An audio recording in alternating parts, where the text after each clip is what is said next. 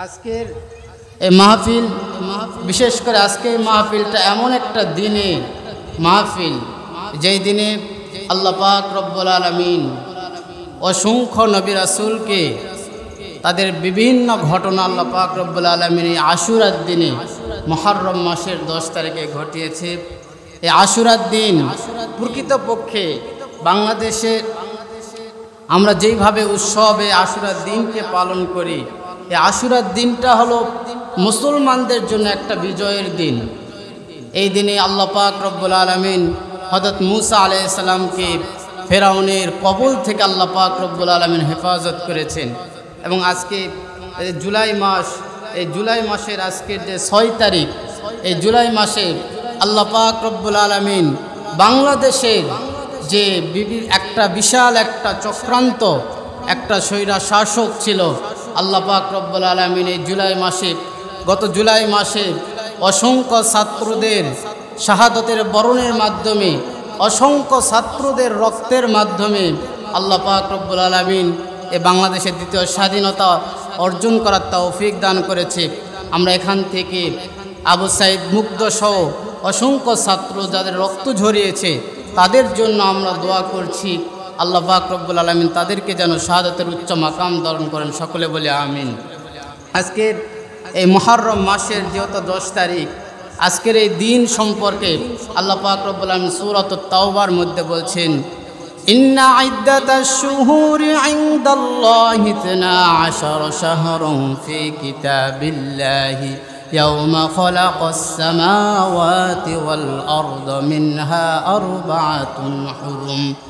আল্লাহ পাক রব্বুল আলামিন বলছেন, আমি পৃথিবীর সূচনা লগ্ন থেকে আমি আল্লাহ পাক রব্বুল আলামিন মানুষের জন্য 12টি মাসকে নির্ধারণ করে দিয়েছি। এই 12টি মাসের মধ্যে থেকে মিনহা আরবাআতুন হুরুম, 4টি মাসকে আমি আল্লাহ পাক রব্বুল আলামিন সম্মানিত মাস হিসাবে ঘোষণা করেছি। এই সম্মানিত 4টি মাস কি কি মাস?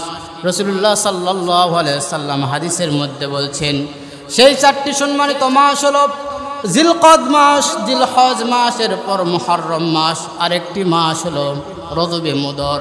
এই 4টি সম্মানিত মাসের মধ্য থেকে আবার সবচাইতে সম্মানিত যে মাস, সেই মাসটি হলো এই মুহররম মাস।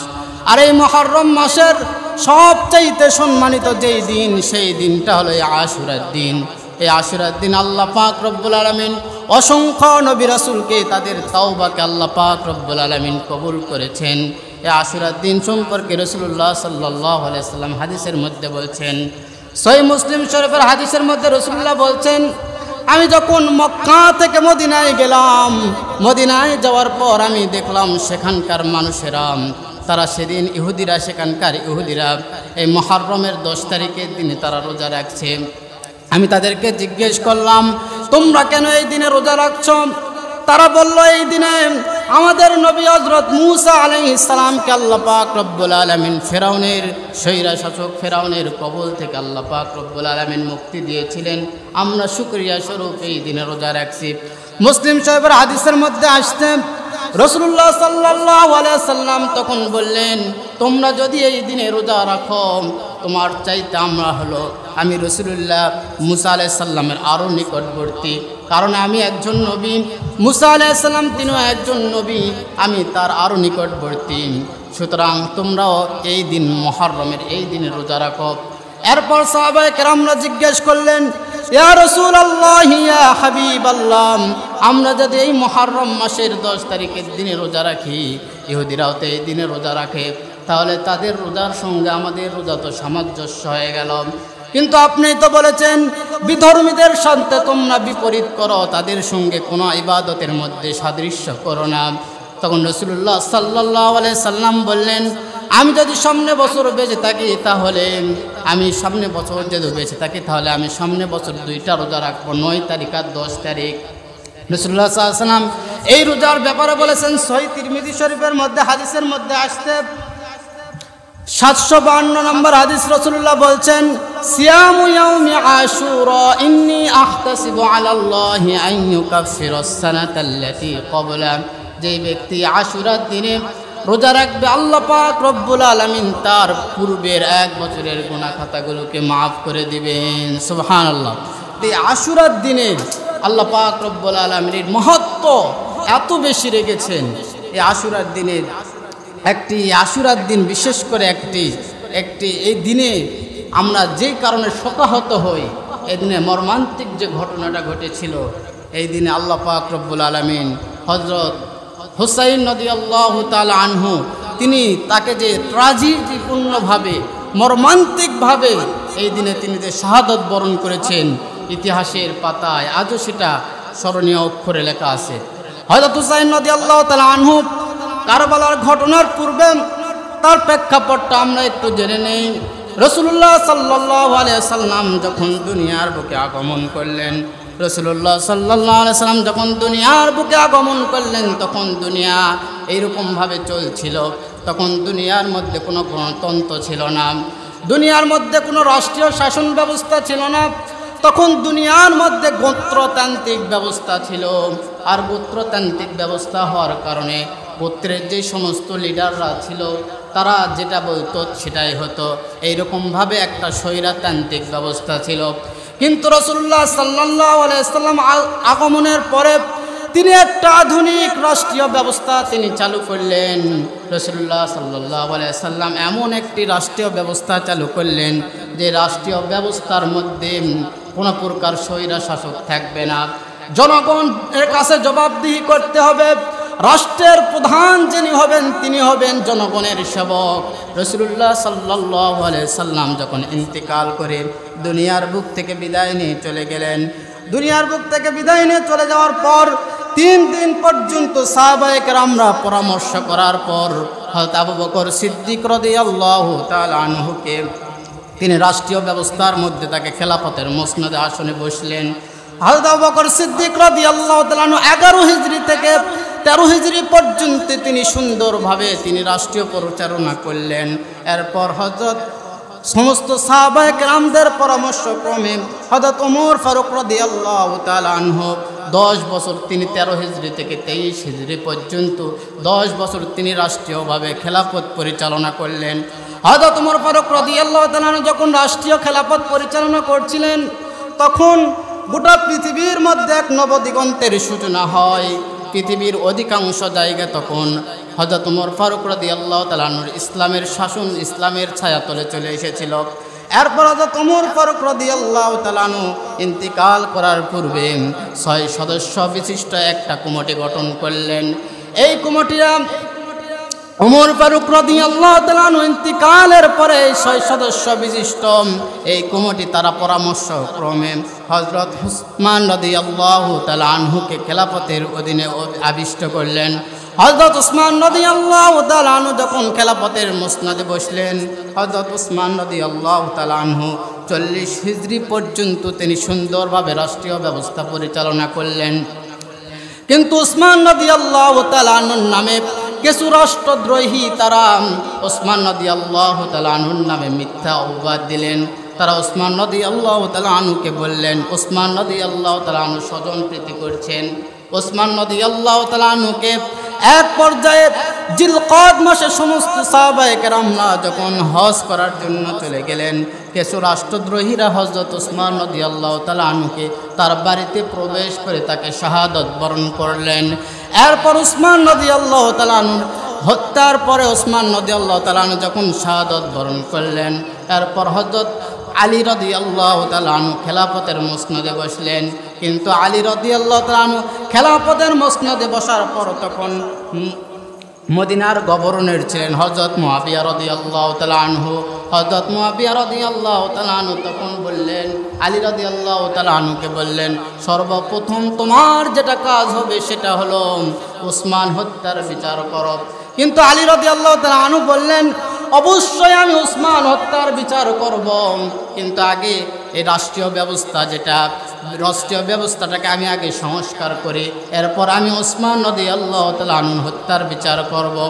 এরপর এক পর্যায়ে হযরত আলী রাদিয়াল্লাহু তাআলা আনহু এবং হযরত মুআবিয়া রাদিয়াল্লাহু তাআলা আনহুর মধ্যে কিছু মতবিরোধ তৈরি হয়ে গেল। এই মতবিরোধ শেষ পর্যন্ত সিফফিনের যুদ্ধ পর্যন্ত পৌঁছালো। সিফফিনের যুদ্ধের মধ্যে হযরত ওসমান রাদিয়াল্লাহু তাআলা আনহু হত্যার পর আলী রাদিয়াল্লাহু তাআলা আনহু যে খেলাফতের আসনে বসেছিলেন, হযরত আলী রাদিয়াল্লাহু তাআলা আনহু এবং হযরত মুআবিয়া রাদিয়াল্লাহু তাআলা আনহুর মধ্যে সিফফিনের যুদ্ধের মধ্যে একটা সন্ধি হলো। এরপর হযরত মুআবিয়া রাদিয়াল্লাহু হযরত আলী রাদিয়াল্লাহু তাআলা আনহুর ইন্তিকালের পরে হযরত হাসান রাদিয়াল্লাহু তাআলা আনহু খেলাফতের মসনদে বসলেন। তখন হুজুর পাক সাল্লাল্লাহু আলাইহি সাল্লামের একটা ভবিষ্যৎবাণী সত্য হয়ে গেল। হযরত হাসান রাদিয়াল্লাহু তাআলা আনহু খেলাফতের মসনদে বসার পর রাসূলুল্লাহ সাল্লাল্লাহু আলাইহি ওয়াসাল্লাম ভবিষ্যৎবাণী বলেছিলেন, আমার এই হাসান রাদিয়াল্লাহু তাআলা আনহু আমার কলিজার টুকরা নাতি। হযরত হাসান রাদিয়াল্লাহু তাআলা আনহুর মাধ্যমে একটা ইসলামের মধ্যে বিশাল একটা সন্ধি হবে, ইসলামের একটা বিশাল একটা বিজয় অর্জন হবে। হযরত হাসান রাদিয়াল্লাহু তাআলা আনহু যখন দেখলেন মুআবিয়া রাদিয়াল্লাহু তাআলা আনহুর মধ্যে এবং হযরত হাসান রাদিয়াল্লাহু তাআলা আনহুর মধ্যে একটা মতবিরোধ তৈরি হয়ে গিয়েছিল, তখন হযরত হাসান রাদিয়াল্লাহু তাআলা আনহু তিনি স্বেচ্ছায় তিনি তার রাষ্ট্র থেকে তিনি পদত্যাগ করলেন। এরপর মুআবিয়া রাদিয়াল্লাহু তাআলা আনহু খেলাফতের মসনদে বসলেন। হযরত মুআবিয়া রাদিয়াল্লাহু তাআলা আনহু খেলাফতের মসনদে বসার পর তিনি রাষ্ট্রীয় ব্যবস্থা সুন্দরভাবে পরিচালনা করছিলেন। হযরত মুআবিয়া রাদিয়াল্লাহু তাআলা আনহু যখন ইন্তিকালের পূর্ব মুহূর্তে তার সন্তান ইয়াজিদকে তিনি তার শাসন ব্যবস্থার দায়িত্বটা দিয়ে গেলেন। হযরত মুআবিয়া রাদিয়াল্লাহু তাআলা আনহুর ইন্তিকালের পরে ইয়াজিদ যখন তার শাসনামলের মধ্যে বসলেন, তার খেলাফতের মধ্যে বসলেন, তখন মুসলমানদের মধ্যে একটা বিবাদ তৈরি হয়ে গেল। বিশেষ করে হযরত হুসাইন রাদিয়াল্লাহু তাআলা আনহু তিনি বলছিলেন ইয়াজিদ তিনি ইসলাম ধর্মের সমস্ত শরিয়া নিয়ম কানুন তিনি পূর্ণভাবে পালন করেন না, সুতরাং ইয়াজিদকে আমরা রাষ্ট্র পরিচালক হিসাবে আমরা তাকে গ্রহণ করব না। হযরত হুসাইন রাদিয়াল্লাহু তাআলা আনহু সহ মদিনার অধিকাংশ সাহাবায়ে কেরাম যারা বিশিষ্ট সিনিয়র সাহাবীরা ছিলেন, তারা হযরত মুআবিয়া রাদিয়াল্লাহু তাআলা আনহুর পুত্র ইয়াজিদকে তারা গ্রহণ করলেন না। এরপর কুফার অধিকাংশ মুসলমানরা তাকে গ্রহণ করলেন না। হযরত মুআবিয়া রাদিয়াল্লাহু তাআলা আনহুর ইন্তিকালের পরে ইয়াজিদ যে শাসন আমলে বসেছিলেন, এরপর মদিনায় যখন হযরত হুসাইন রাদিয়াল্লাহু তাআলা আনহু ছিলেন, তখন মক্কা থেকে কিছু লোক তাআলা আনহুকে চিঠি দিচ্ছিলেন। কুফার লোকেরা যখন জানতে পারল হযরত হুসাইন রাদিয়াল্লাহু তাআলা আনহু তিনি ইয়াজিদের হাতে বায়াত গ্রহণ করেনি, তখন হযরত হুসাইন রাদিয়াল্লাহু তাআলা আনহুর হাতে তারা বায়াত গ্রহণ করবে, এই মর্মে কুফার অধিকাংশ মানুষেরা হযরত হুসাইন রাদিয়াল্লাহু তাআলা আনহুকে চিঠি লেখা শুরু করলেন। হযরত হুসাইন রাদিয়াল্লাহু তাআলা আনহু এই চিঠি পেয়ে হুসাইন রাদিয়াল্লাহু তাআলা আনহু এটা তলব করার জন্য, এটাকে অন্বেষণ করার জন্য যে আসলেই তারা আমাকে চাচ্ছে কিনা, এই জন্য তিনি তার চাচাতো ভাই মুসলিম বিন আকলকে তিনি কুফার নগরীর মধ্যে পাঠালেন। হযরত হুসাইন রাদিয়াল্লাহু তাআলা আনহু তার চাচাতো ভাই মুসলিম বিন আকলকে যখন কুফার মধ্যে পাঠালেন, তখন কুফার অধিকাংশ মুসলমানরা তাকে এত সুন্দর আপ্যায়ন করেছিল, ব্যবস্থা করেছিল। হযরত হুসাইন রাদিয়াল্লাহু তাআলা আনহুর চাচাতো ভাই মুসলিম বিন আকিল তখন হুসাইন রাদিয়াল্লাহু তাআলা আনহুর কাছে চিঠি লিখলেন, এখানে আর কোনো সমস্যা নাই, আপনি অতি তাড়াতাড়ি কুফার মধ্যে চলে আসেন, এখানকার মানুষেরা আপনার হাতে বায়াত গ্রহণ করতে প্রস্তুত। হযরত হুসাইন রাদিয়াল্লাহু তাআলা আনহু যখন মক্কার দিকে রওনা করবেন, এমন সময় যখন ইয়াজিদ এই খবরটা পেয়ে গেল যে হুসাইন রাদিয়াল্লাহু তাআলা আনহু তিনি মক্কার দিকে তিনি কুফার দিকে চলে আসতেন, তখন ইয়াজিদ ওবাইদুল্লাহ বিন জায়েদ কুফার গভর্নর ওবাইদুল্লাহ বিন জায়েদকে আদেশ করলেন, যত তাড়াতাড়ি পারো হুসাইন রাদিয়াল্লাহু তাআলা আনহুকে বাধা দাও এবং হুসাইন রাদিয়াল্লাহু তাআলা আনহুর পুত্র হযরত হুসাইন রাদিয়াল্লাহু তাআলা আনহুর চাচাতো ভাই মুসলিম বিন আকিল কুফা নগরীর মধ্যে অবস্থান করছেন, তাকে যত তাড়াতাড়ি পাও সেখানে তাকে বাধা দাও, যাতে করে সে মুসলমানদের সঙ্গে যেন সেখানে একত্রিত ঐক্য যেন না হতে পারে। হযরত হুসাইন রাদিয়াল্লাহু তাআলা আনহুর চাচাতো ভাই মুসলিম বিন আকলকে এবার ওবাইদুল্লাহ বিন জায়েদ গ্রেফতার করলেন এবং মুসলিম বিন আকলের সঙ্গে যারা বায়াত গ্রহণ করছিল হুসাইন রাদিয়াল্লাহু তাআলা আনহুকে বায়াত গ্রহণ করবে, এই মর্মে যারা প্রস্তুত ছিল তাদেরকেও ওবাইদুল্লাহ বিন জায়েদ গ্রেপ্তার করলেন। গ্রেপ্তার করার পর তারা তাকে বিভিন্নভাবে লোভ দেখালেন যে তোমাদেরকে অনেক সম্পদ দেওয়া হবে, সুতরাং তোমরা হুসাইন রাদিয়াল্লাহু তাআলা আনহুর দলে যেও না, তোমরা ইয়াজিদের হাতে বায়াত গ্রহণ করো। হযরত হুসাইন রাদিয়াল্লাহু তাআলা আনহু এদিকে কুফার দিকে অগ্রসর হয়েছেন। ওবাইদুল্লাহ বিন জায়েদ তখন মুসলিম বিন আকলের মাথাটাকে তার শরীর থেকে দ্বিখণ্ডিত করলেন। শরীর থেকে দ্বিখণ্ডিত করার পর কুফা নগরীর এক মসজিদের সামনে তার মাথাটা রাখলেন। রাখি বলছেন, তোমরা যদি হুসাইন রাদিয়াল্লাহু তাআলা আনহুর হাতে যদি বায়াত গ্রহণ করো তাহলে তোমাদের অবস্থাটাও হবে এই রকম, সুতরাং তোমরা কেউ যেন হুসাইন রাদিয়াল্লাহু তাআলা আনহুর হাতে বায়াত গ্রহণ করো না। এইদিকে কুফা নগরীর মানুষেরা তারা হুসাইন রাদিয়াল্লাহু তাআলা আনহু এইদিকে আসতেন, তারা এটা দেখে মর্মাহত হয়ে গেলেন। হুসাইন রাদিয়াল্লাহু তাআলা আনহু তখন কুফার দিকে তিনি অগ্রসর হয়েছেন। এই সময় মুসলিম বিন আকল ইন্তিকালের পূর্বে তিনি ওবাইদুল্লাহ বিন জায়েদকে বলেছিলেন, মৃত্যুর আগ মুহূর্তে আমাকে একটি মাত্র সুযোগ দেন, আমি হুসাইন রাদিয়াল্লাহু তাআলা আনহুকে একটি চিঠি পাঠাই। তাকে এই সুযোগটা দেওয়া হয়েছিল।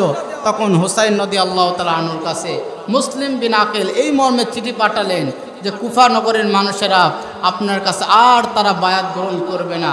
ওবাইদুল্লাহ বিন জায়েদের নেতৃত্বে তারা ইয়াজিদের সাথে একত্রিত হওয়ার ঘোষণা করেছে, সুতরাং আপনি আর কুফার দিকে আসেন না। এই চিঠিটা হযরত হুসাইন রাদিয়াল্লাহু তাআলা আনহুর কাছে পুছতে পুছতে অনেক দেরি হয়ে গেল। এদিকে হযরত হুসাইন রাদিয়াল্লাহু তাআলা আনহু যখন চিঠিটা পেলেন তখন প্রায় কুফার কাছাকাছি চলে এসেছেন। এই সময় হযরত হুসাইন রাদিয়াল্লাহু তাআলা আনহু তখন কুফার মধ্যে আর প্রবেশ না করলে তিনি তখন মনে করলেন, যেহেতু কুফার মানুষেরা আমার কাছে বায়াত গ্রহণ করবে না, সেখানে মুসলমানদের মধ্যে একটা বিভেদ তৈরি হয়ে গেছে, সুতরাং আমি কুফার মধ্যে না গিয়ে আমি ইয়াজিদের কাছে সিরিয়াতে চলে যাব। তখন হযরত হুসাইন রাদিয়াল্লাহু তাআলা আনহু তার মোটটাকে ঘুরিয়ে নিলেন। তিনি কুফার মধ্যে না গিয়ে তিনি তার পাশ কাটে তিনি সিরিয়ার মধ্যে যাওয়ার জন্য প্রস্তুত হলেন। তিনি যখন সিরিয়ার মধ্যে যাবেন, এদিকে হযরত হুসাইন রাদিয়াল্লাহু তাআলা আনহুর খবর যখন ইয়াজিদ পেলেন, ইয়াজিদ তখন তার একটা সৈন্যবাহিনী ওবাইদুল্লাহ বিন জিয়াদের কাছে পাঠিয়ে দিলেন। একটা সৈন্যবাহিনী পাঠিয়ে দিলেন যাতে করে হুসাইন রাদিয়াল্লাহু তাআলা আনহু তিনি কুফার মধ্যে প্রবেশ করতে না পারেন। হযরত হুসাইন রাদিয়াল্লাহু তাআলা আনহু যে সৈন্যবাহিনী প্রেরণ করলেন, তারা তখন কারবালার মধ্যে যখন গেলেন, হুসাইন রাদিয়াল্লাহু তাআলা আনহু যখন কুফার মধ্যে না গিয়ে সিরিয়ার মধ্যে যাইতেছিলেন, তখন কারবালা নামক জায়গায় যাওয়ার পর হুসাইন রাদিয়াল্লাহু তাআলা আনহুকে সেখানে অবরুদ্ধ করলেন। সেখানে অবরুদ্ধ করার পর হুসাইন রাদিয়াল্লাহু তাআলা আনহু এবার তার সেনাবাহিনীদেরকে বলছেন, মুসলিম বিন আকলকে তোমরা তো হত্যা করেছ, সুতরাং আমাকে তোমরা আমি তোমাদেরকে 3টি প্রস্তাব দিচ্ছি। 3টি প্রস্তাবের মধ্যে যে কোনো একটি প্রস্তাব গ্রহণ করো। 1 নাম্বার প্রস্তাব হলো, আমি মদিনা থেকে এসেছি, আমি মদিনায় চলে যাব, তোমরা আমাকে এই সুযোগটা দাও। তারা বলল, না, তোমাকে এই সুযোগ দেওয়া যাবে না। এরপর হুসাইন রাদিয়াল্লাহু তাআলা দ্বিতীয় যে প্রস্তাবটা দিলেন, তিনি বললেন যে অথবা আমাকে একটা কোনো সীমান্তের মধ্যে যেতে দাও, আমি সেই সীমান্তের মধ্যে যাব, যাওয়ার পর যুদ্ধে করে আমি আমার জীবনটাকে কাটিয়ে দিব। তারা বলল, আপনাকে এই সুযোগটাও দেওয়া যাবে না। এরপর হুসাইন রাদিয়াল্লাহু তাআলা আনহু বললেন, 3য় নাম্বার আরেকটা প্রস্তাব আমি আপনাদেরকে দেব, সেটা হলো অথবা আমাকে ইয়াজিদের কাছে পৌঁছার একটা সুযোগ তৈরি করে দাও। তারা মনে মনে তখন ভাবলো, হুসাইন রাদিয়াল্লাহু তাআলা আনহু যদি ইয়াজিদের কাছে যাওয়ার পর যদি ঐক্য হয়, অথবা ইয়াজিদের কাছে যাওয়ার পর যদি এরা সুরাহা হয়ে যায়, তাহলে তো আমরা ইয়াজিদের কাছ থেকে কোনো বড় পুরস্কার পাবো না। অতএব আমরা হুসাইন রাদিয়াল্লাহু তাআলা আনহুকে এখানে হত্যা করব, যাতে করে আমরা ইয়াজিদের কাছে বড় একটা বীর সাহসী হিসাবে আমাদেরকে যেন সে বীর সাহসী হিসাবে আমাদেরকে স্বীকৃতি দেয়। এবার ওবাইদুল্লাহ বিন জিয়াদের কাছে যে সমস্ত সৈন্যবাহিনীরা ছিল, তারা হুসাইন রাদিয়াল্লাহু তাআলা আনহুকে সেখানে অবরুদ্ধ করল। হুসাইন রাদিয়াল্লাহু তাআলা আনহু তো জিহাদ করার জন্য এসে নাই। হুসাইন রাদিয়াল্লাহু তাআলা আনহুর কাছে মাত্র 72 জন মানুষ ছিলেন। তার মধ্যে 40 জন মাত্র পুরুষ ছিলেন আর 32 জন মহিলা মানুষ ছিলেন, তারা সকলেই আহলে বাইত ছিলেন। হযরত হুসাইন রাদিয়াল্লাহু তাআলা আনহু বললেন, আমি তো যুদ্ধের জন্য প্রস্তুতি নিয়ে আসি নাই, আমি তোমাদের কাছে কোনো যুদ্ধ করতে চাই না। তারা হুসাইন রাদিয়াল্লাহু তাআলা আনহুকে সেখানে অবরুদ্ধ করলেন। তারা বারবার একটা কথাই বলছিলেন, তুমি ইয়াজিদের হাতে বায়াত গ্রহণ করো, তাছাড়া তোমার কোনো উপায় নাই, তোমার কোনো প্রস্তাবকে গ্রহণ করা হবে না। কিন্তু হুসাইন রাদিয়াল্লাহু তাআলা আনহু বললেন, আমার জীবন শেষ হয়ে যাবে, তারপর আমি হুসাইন রাদিয়াল্লাহু তাআলা আনহু ইয়াজিদের মতো মানুষের কাছে, ইয়াজিদের মতো জালেমের কাছে আমি বায়াত গ্রহণ করব না। আমার নানা রাসূলুল্লাহ সাল্লাল্লাহু আলাইহি ওয়াসাল্লাম তিনি তার জীবনটাকে শেষ করে দিয়েছেন, তিনি জীবনটাকে শেষ করে দিয়েছেন, শাহাদাত বরণ করেছেন, তারপর বাতিলের কাছে মাথা নত করে নাই। আমার বাবা হযরত আলী রাদিয়াল্লাহু তাআলা আনহু তিনি বাতিলের কাছে মাথা নত করে নাই, সুতরাং আমিও বাতিলের কাছে মাথা নত করব না, এই জালিমের কাছে আমি বায়াত গ্রহণ করব না। এবার হুসাইন রাদিয়াল্লাহু তাআলা আনহুর মধ্যে আর ওবাইদুল্লাহ জিয়াদের মধ্যে একটা মতবিরোধ তৈরি হয়ে গেল। এবার ওবাইদুল্লাহ বিন জিয়াদ বলছেন, তাহলে আপনার যে সমস্ত মানুষ রয়েছে আপনি তাহলে যুদ্ধের জন্য প্রস্তুত নেন। এরপর হযরত হুসাইন রাদিয়াল্লাহু তাআলা এইদিকে বের হয়েছে। হুসাইন রাদিয়াল্লাহু তাআলা তখন জিলহজ মাসের যখন 8 তারিখ, তখন হুসাইন রাদিয়াল্লাহু তাআলা আনহু মদিনা থেকে বের হয়েছেন।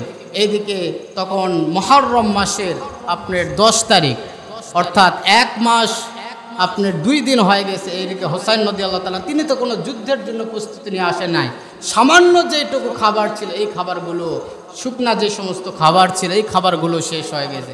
এমন এক কঠিন পরিস্থিতি, তার 72 জন লোক তাদেরকে অবরুদ্ধ করে রাখা হয়েছে, তাদেরকে কোনো কিছুই দেওয়া হয় নাই। হুসাইন রাদিয়াল্লাহু তাআলা বারবার একটি কথা বলছিলেন যে আমার জীবন শেষ হয়ে যাবে, তারপর আমি জালেমের কাছে মাথা নত করব না।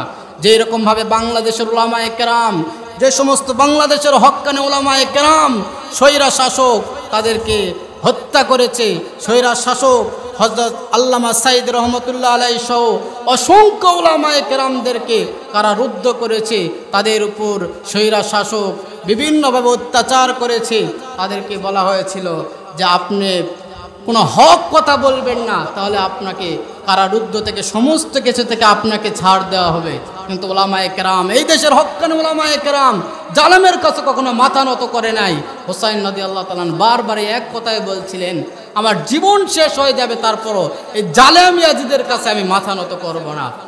এরপর হযরত হুসাইন রাদিয়াল্লাহু তাআলা তখন 10 মুহররম হুসাইন রাদিয়াল্লাহু তাআলা ফজরের নামাজ আদায়ের পর তখন হুসাইন রাদিয়াল্লাহু তাআলা তার যে সমস্ত সৈন্য ছাত্রীরা ছিলেন 40 জন, তাদেরকে বলছেন, আমি তোমাদের কাছ থেকে বিদায় নিয়ে যাচ্ছি, আমার সালাম তোমরা রাসূলুল্লাহ সাল্লাল্লাহু আলাইহি সাল্লামের রওজা মোবারকে পৌঁছায় দিও। তখন 40 জন তারা বললেন, আমরাও আপনাকে একা ছেড়ে দিব না, আমরাও যুদ্ধের জন্য প্রস্তুত আছি, প্রয়োজন আমাদের জীবন চলে যাবে, তারপর আমরা ইয়াজিদের কাছে মাথা নত করব না।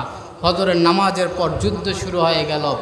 হযরত হুসাইন রাদিয়াল্লাহু তাআলা আনহুর যে সমস্ত সৈন্য সাথীরা ছিলেন মাত্র 40 জন ছিলেন, আর এদিকে ওবাইদুল্লাহ বিন জিয়াদ তার সৈন্য ছিল 6000 সৈন্য ছিল।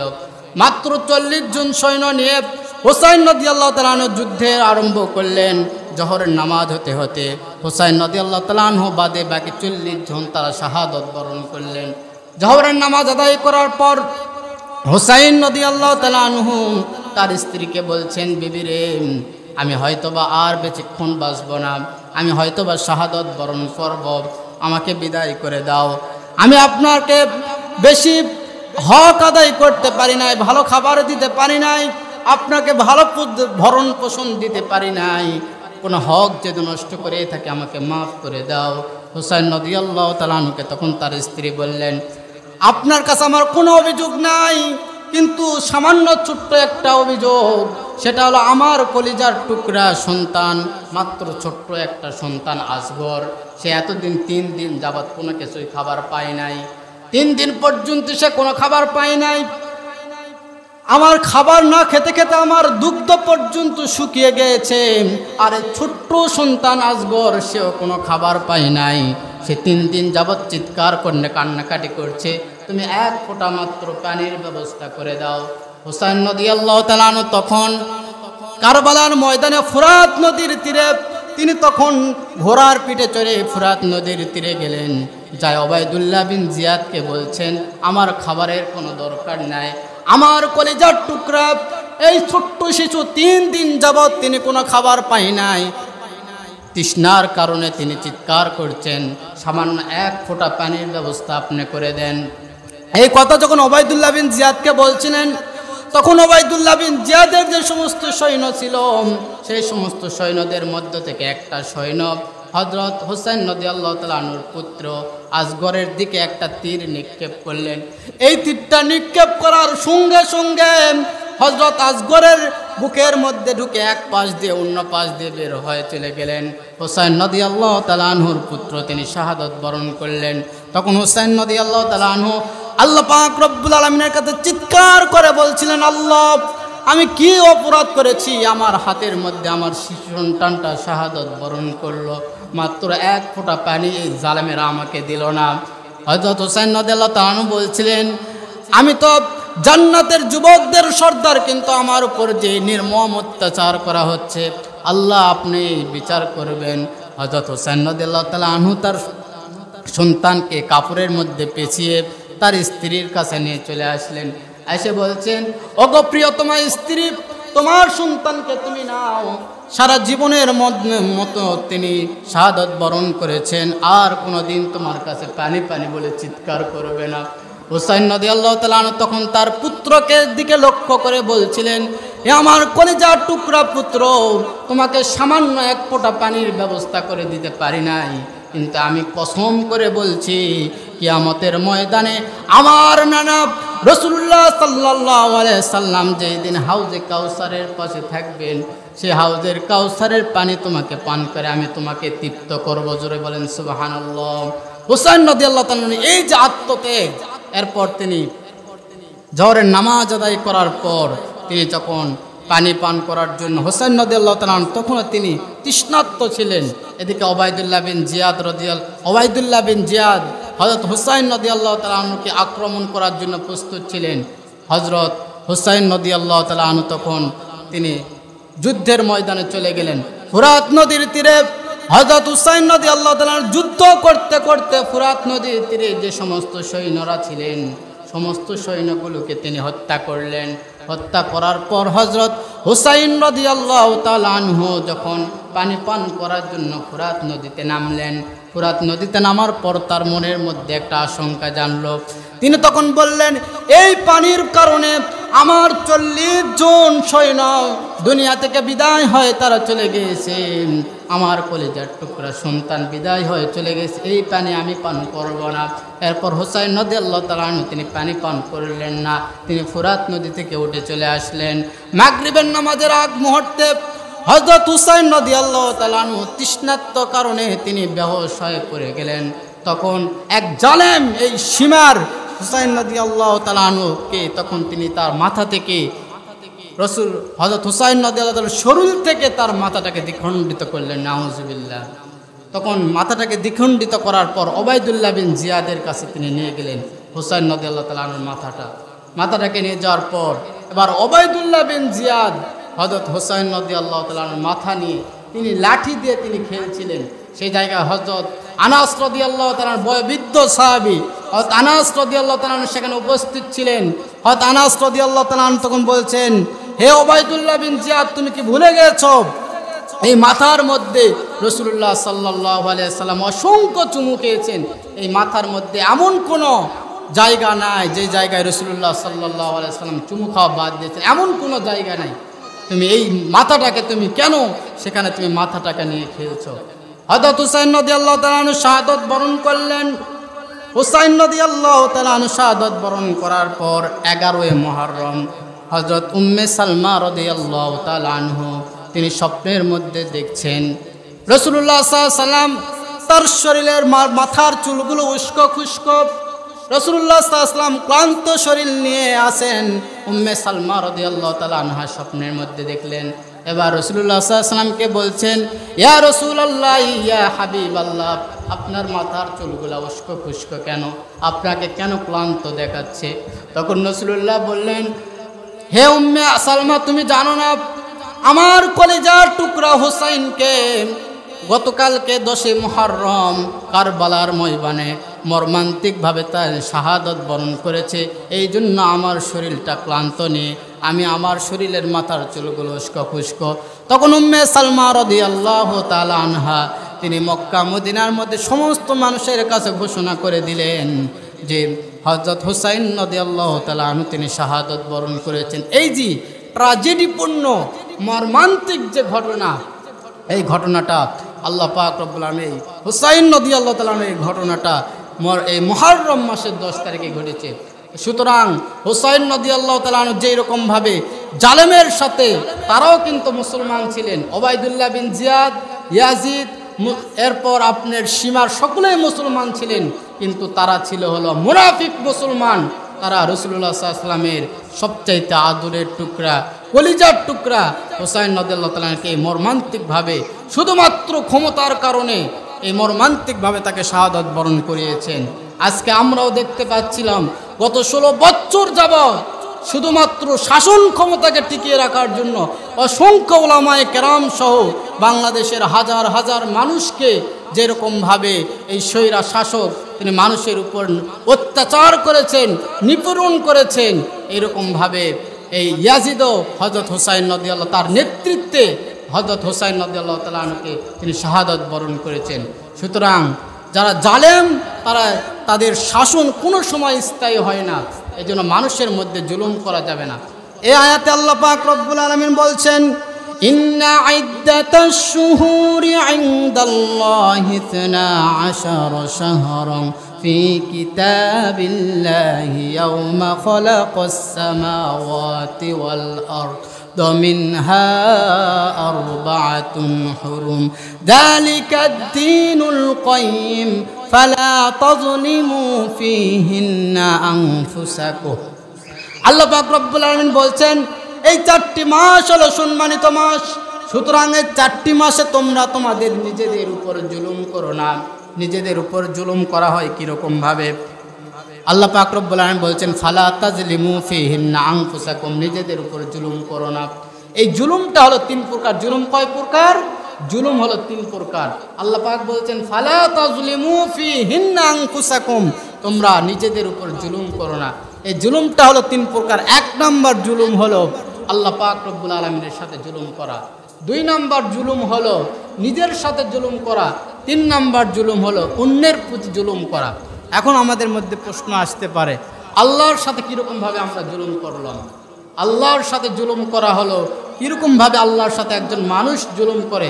এই সম্পর্কে আল্লাহ পাক রব্বুল আলামিন সূরাতুল লুকমান 13 নম্বর আয়াতে আল্লাহ পাক বলছেন, وَإِذْ قَالَ لُقْمَانُ لِابْنِهِ يَعِظُهُ يَا بُنَيَّ لَا تُشْرِكْ بِاللَّهِ إِنَّ الشِّرْكَ لَظُلْمٌ عَظِيمٌ। লোকমান হাকিম তার আদরের টুকরা, কলিজার টুকরা সন্তানকে বলছেন, ইয়া বুনাইয়া লা তুশরিক বিল্লাহ, হে আমার কলিজার টুকরা সন্তান, লা তুশরিক বিল্লাহ, তুমি আল্লাহর সাথে শিরিক করো না। ইন্নাশ শিরকা লাযুলমুন আযীম, নিশ্চয় শিরিক হলো সবচাইতে বড় জুলুম। একজন মানুষ যখন শিরিক করে এই শিরিকটা হলো সবচাইতে বড় জুলুম। কারণ আল্লাহ পাক রব্বুল আলামিন সূরাত জারিয়ার মধ্যে বলছেন, ওয়ামা খালাকতুল জিন্না ওয়াল ইনসা ইল্লা লিয়াবুদুন, আমি মানুষকে এবং জিন জাতিকে সৃষ্টি করেছে আমার গোলামি করার জন্য, আমার ইবাদত করার জন্য, আমার দাসত্ব করার জন্য। সুতরাং একজন মানুষ আল্লাহর গোলামি ছাড়া যখন কোনো শিরিক করে, অন্য মানুষকে দাসত্ব করে, তখন আল্লাহ পাক রব্বুল আলামিনের উপর জুলুম করা হয়। এখন আমরা যে আল্লাহ পাক রব্বুল আলামিনের উপর জুলুম করছি শিরিক করার মাধ্যমে, একজন মানুষ যখন শিরিক করে, এই শিরিক করার মাধ্যমে একজন মানুষ আল্লাহ পাক রব্বুল আলামিনের উপর জুলুম করছে। তো এই জন্য আজকে আমাদের সমাজের মধ্যে যে সমস্ত শিরিক রয়েছে, এখন আমরা মনে করতে পারি আমরা তো এরকম শিরিক করি না, আমরা তো আল্লাহর গোলামি করি, আল্লাহর দাসত্ব করি, কিন্তু আমাদের অজান্তে আমরা অসংখ্য শিরিক করছি। আল্লাহ পাক বলছেন, ইয়্যাকা না'বুদু ওয়া ইয়্যাকা নাস্তাঈন, আমি আল্লাহ পাকের কাছেই তোমরা চাও, আমার ইবাদত করো এবং আমার কাছেই চাও। কিন্তু আমরা যখন কোনো মাজারে গিয়ে চাই, কোনো মাজারে গিয়ে সেজদা দেই, কোনো মাজারে গিয়ে টাকা দেই, তখন মাজারে গিয়ে সেজদা দেই, মাজারের যে পীর রয়েছে পীরের কাছে যখন আমরা চাই, সেটা হলো আল্লাহ পাক রব্বুল আলামিনের সাথে জুলুম করা হয়। কিন্তু আমাদের অজান্তে এগুলো কাজ আমরা করে বসছি। এছাড়া আল্লাহ পাকের সাথে আমরা আরও অসংখ্য শিরিক করছি। যেমন আমরা মনে করি যে সমস্ত ক্ষমতার উৎস হলো জনগণ, কিন্তু আল্লাহ পাক বলছেন না, সমস্ত ক্ষমতার উৎস হলো আমি আল্লাহ পাক। আল্লাহ পাক বলছেন আন্নাল কুওয়াতা লিল্লাহি জামিআ, সমস্ত ক্ষমতার উৎস হলো আমি আল্লাহ। কিন্তু মানুষ যখন বলে যে সমস্ত ক্ষমতার উৎস হলো জনগণ, তখন সে সবচাইতে বড় শিরিক করে বসলো। এরকমভাবে আমরা অসংখ্য শিরিক করছি। এই শিরিকের যে ভয়াবহ গুনাহ, এই সম্পর্কে সূরাতুল আনআমে আল্লাহ পাক বলছেন আল্লাযীনা আমানু ওয়া লাম ইয়ালবিসু ঈমানাহুম বিযুলমিন উলাইকা লাহুমুল আযাবু ওয়া হুম মুহতাদুন। আল্লাহ পাক বলছেন আল্লাযীনা আমানু ওয়া লাম ইয়ালবিসু ঈমানাহুম, তোমরা হলো তোমাদের ইমানের সাথে জুলুমকে মিশ্রিত করো না, শিরিক মুক্ত তোমাদের ইমানটাকে শিরিক মুক্ত রাখো। যখন একজন মানুষ তার ইমানটাকে শিরিক মুক্ত রাখবে, তখন সে প্রকৃতপক্ষে ইমানদার। কিন্তু আমাদের যে ইমানটা রয়েছে, আমাদের অধিকাংশ ইমানদারের আমাদের ইমানের মধ্যে শিরিক রয়েছে, এই জন্য শিরিক করা যাবে না। শিরিক এত ভয়াবহ গুনাহ। এই সম্পর্কে সূরাতুন নিসা আল্লাহ পাক বলছেন ইন্নাল্লাহা লা ইয়াগফিরু আন ইউশরাকা বিহি ওয়া ইয়াগফিরু মা দুনা যালিকা লিমান ইয়াশা। আল্লাহ পাক বলছেন ইন্নাল্লাহা, নিশ্চয় আল্লাহ, লা ইয়াগফিরু আন ইউশরাকা বিহি, যারা শিরিক করে আল্লাহ পাক রব্বুল আলামিন তাদেরকে মাফ করবেন না। আপনি যে সমস্ত গুনাহ করতে পারেন আল্লাহর কাছে যদি তওবা করেন খাঁটি নিয়ত, আল্লাহ মাফ করে দিবে। কিন্তু যে ব্যক্তি শিরিক করে, যতক্ষণ পর্যন্ত এই শিরিক থেকে সে ফিরবে না, ততক্ষণ পর্যন্ত আল্লাহ পাক রব্বুল আলামিন তাকে মাফ করে দিবেন না। আল্লাহ পাক রব্বুল আলামিন আরো বলছেন ইন্নাল্লাহা মান ইউশরিকু বিহি ওয়া ইয়াগফিরু মা দুনা যালিকা লিমান ইয়াশা। আল্লাহ পাক বলছেন ওয়ালাকাদ উহিয়া ইলাইকা ওয়া ইলাল্লাযীনা মিন ক্বাবলিক লাইন আশরাকতা লায়াহবাতান্না আমালুকা ওয়া লাতাকুনান্না মিনাল খাসিরিন। আল্লাহ পাক রব্বুল আলামিন পৃথিবীর সূচনা লগ্ন থেকে শেষ পর্যন্ত যত আম্বিয়া একরাম, যত নবী রাসূলদেরকে দুনিয়ার মধ্যে প্রেরণ করেছেন, সমস্ত নবী রাসূলদেরকে একটি ফরমান জারি করেছিলেন, সেটা হলো তোমাদের কোনো উম্মত যেন শিরকের মধ্যে লিপ্ত না হয়। আল্লাহ পাক বলছেন ওয়ালাকাদ উহিয়া ইলাইকা ওয়া ইলাল্লাযীনা মিন ক্বাবলিক লাইন আশরাকতা লায়াহবাতান্না আমালুক, যে ব্যক্তির আমলের মধ্যে শিরিক থাকবে তার সমস্ত আমলগুলোকে আল্লাহ পাক রব্বুল আলামিন বিনষ্ট করে দিবেন। সুতরাং আমলের মধ্যে শিরিক থাকা যাবে না। এটা হলো এক নম্বর শিরিকের এক নম্বর প্রকার হলো আল্লাহর সাথে জুলুম করা। আর আল্লাহর সাথে কীরকমভাবে জুলুম করা হয়?